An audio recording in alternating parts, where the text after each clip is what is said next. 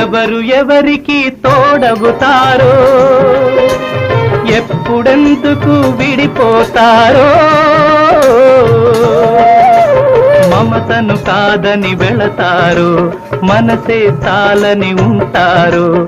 ఎవ్వరి పయనం ఎందాకో అడగదు ఎవ్వరిని బదులే దొరకదని